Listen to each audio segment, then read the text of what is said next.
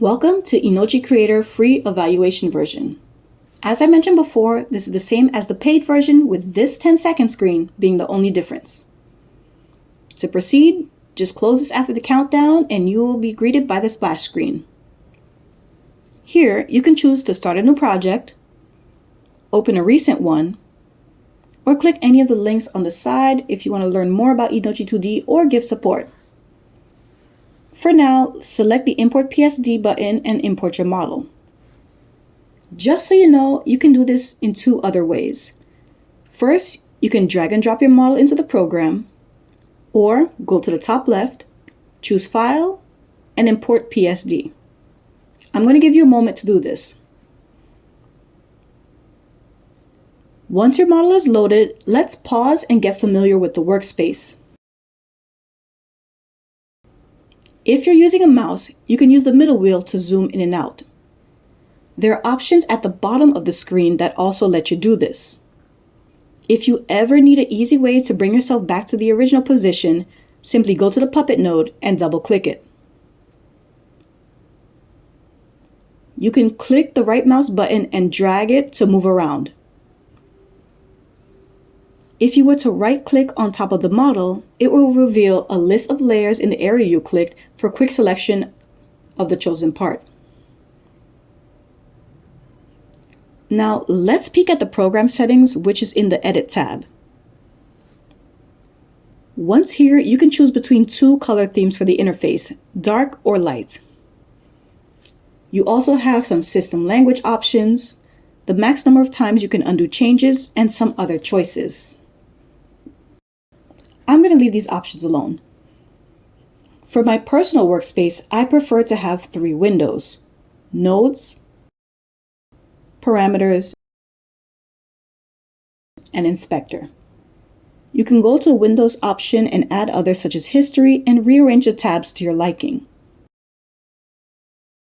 If you look on the upper left, there are some important buttons you need to know. We have Enable Physics that allows you to see physics in real time when you move your model in the workspace. Enable Post-Processing lets you see the lighting and glow effects you apply. Reset Physics sets the physics back to the original state. Configure Flip Pairings is important for mirroring rigging. And Reset Parameters set the parameters back to their original position.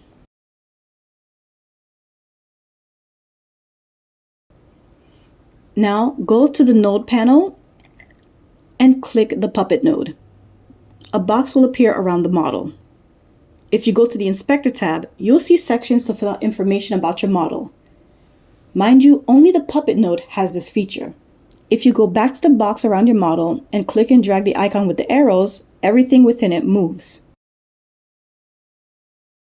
Opposite to the arrows button is the Rotation button. And then at the bottom lower left, you'll see the Scale Model button, which will allow you to resize it. If you were to click on any other piece of art, you'll notice they all have the same box around them, along with a colorful gizmo, which actually acts as their center point for movement and rotation. Live2D users, this means all layers come with their own rotation deformer.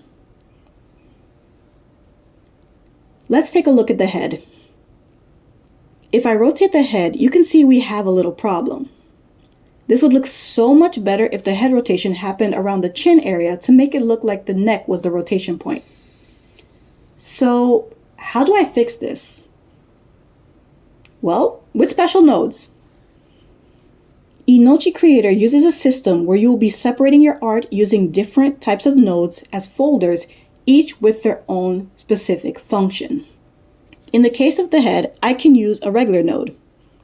When you create a regular node, a new gizmo is created with it. You then have to move the gizmo to where you want the new rotation point to be and place your art pieces inside the node.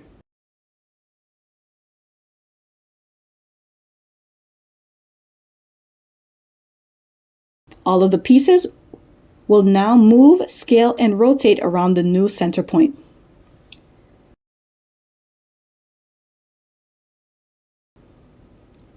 At any point in time, you can go to the Inspector tab. Here, you can rename nodes, You could move them with accuracy by clicking and dragging the slider, or by double-clicking and typing numbers into the slot. Now let's go back and discuss the other node options. For the mask and composite nodes, I do not use them, so we'll be skipping them. Fourth is simple physics, which is your physics systems, which will be discussed in its own chapter. Fifth is the camera, which can be set up if you want to export images or record animations. Last but not least is the mesh group node, which in my opinion is the most important one. It does everything the regular node does with one major addition: deformation. What I mean is all art inside of this node can be deformed or altered as one. Plus, you can still edit the art inside as individual pieces. Live2D users, you can treat this as your warp deformer. I'm sure you noticed this by now, but each node has a unique icon you can use to easily identify them. When you add them to your node list, they will remain there to make it easy for you to know which node you are using. So let's take a step back. Let's put all this information together. The goal will be to set up your nodes and properly place the gizmos to create a form of node skeleton for your model.